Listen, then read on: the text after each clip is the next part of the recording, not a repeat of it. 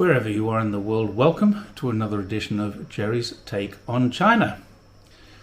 Australia is in a position to help save the world from a war which is moving increasingly away from avoidable and into inevitable, according to some so-called experts. Before starting, here's a word from our sponsors. I'm just kidding. I have no sponsors and no financial support for these videos, so all I would like you to do is click the like button and consider sharing and subscribing. That would really help me grow the audience and increase exposure, so thank you if you're willing to do that. Australia's biggest problem is the hostility of their media to China, and that media is controlled by too few people, all of whom have managed to influence the Australian public towards some degree of anti-China hostility. Apparently 52% of Australians do not want a war with China, but that isn't because they support China, it's because they don't support war. We need to be careful to keep these two things separated. Australians, at least most of the Australians that I deal with, don't like China very much. They just know that going into a proxy war on behalf of the USA will rain down death and destruction on them, while the US will move their corporations in to rebuild and sell them weapons to fight on.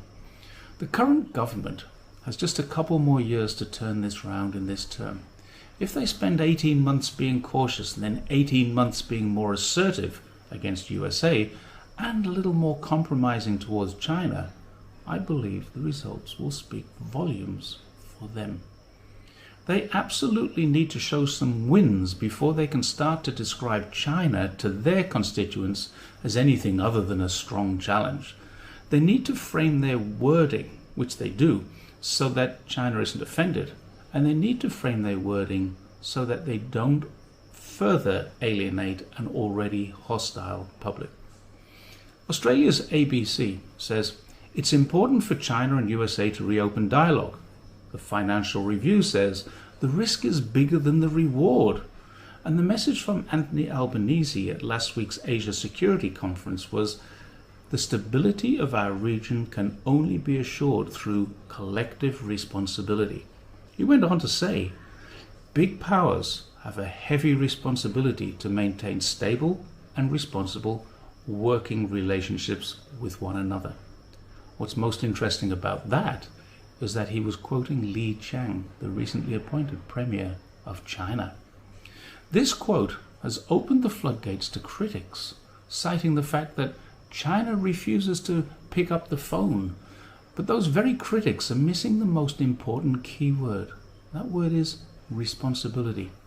This is something that China must surely feel is missing, not just in recent months, but during preceding years and through preceding administrations. Look back to February 2021, the first phone call between the two leaders. Despite referring to Xi as a thug just a few weeks before, Biden addressed Xi as an old friend. Then he promised he would not be winding back any of the tariffs imposed during the Trump era. Biden jumped on the much disputed human rights abuse claims in what the BBC consistently misnames the province of Xinjiang. As an aside here, is it too much to ask an editor of any journalistic integrity to learn that the region is called the Xinjiang Uyghur Autonomous Region? Or is the word autonomous too much of a giveaway for their narrative? Perhaps it would raise too many questions as to why, if it's autonomous, are the Uyghurs persecuting themselves? Biden could just send his ambassador to do what Islamic leaders did in January last year, and again envoys from 14 other countries did in April last year, and 34 more from the Arab League did just last week. Ambassador Burns could visit and see for himself. Moving on to their first face-to-face meeting as leaders, Biden was once again on the offensive at the G20 in Bali last November, where he once again assured President Xi of the US commitment to the One China policy. But this was only weeks after the ill-advised Pelosi visit, and only 4 months later, Tsai was welcomed into the US by her successor. They wonder why China is not picking up the phone to take their calls.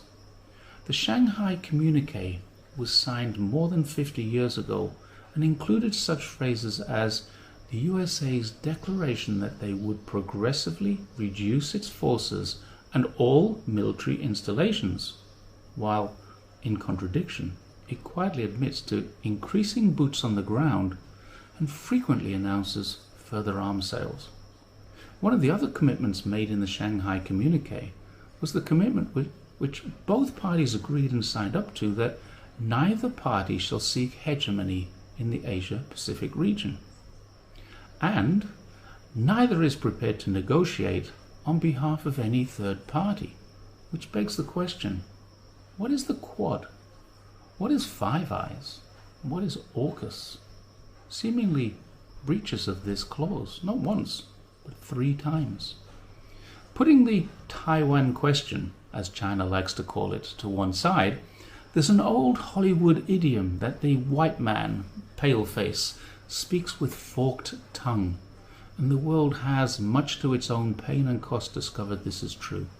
When the American native population were offered land in return for peace, despite the fact that this was already their own land, they accepted the terms, only to find over the next 250 years that land has diminished and their rights have eroded. When the USA was founded as a country, they avowed that all men are created equal under God, but they only meant white men, not the slaves, who weren't equal for another 2 centuries, and some would argue still not. When Gorbachev received a verbal agreement with the Reagan administration that NATO would not move 1 inch east, he believed them. But the world now knows that wasn't true. When freedom and democracy were promised to Iraq, Afghanistan, Libya and Syria, nothing of the sort was delivered. And even when the destruction was finished, if it is, US corporations move in as vultures to gorge on the spoils.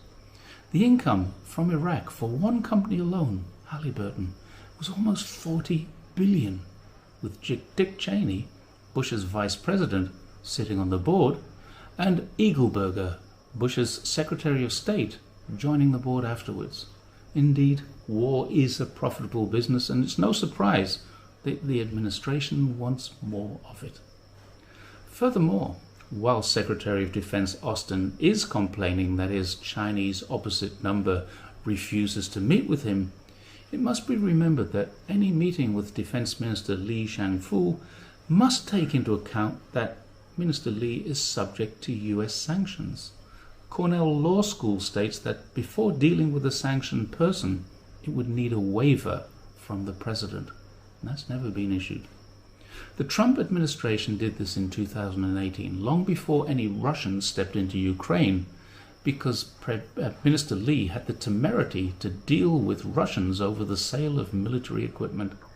All the while, Austin was, until appointed Secretary of Defense, a major shareholder in and on the board of Raytheon and United Technologies, both organizations which have sold weapon technologies to Taiwan, and could just for that link alone have been sanctioned by China.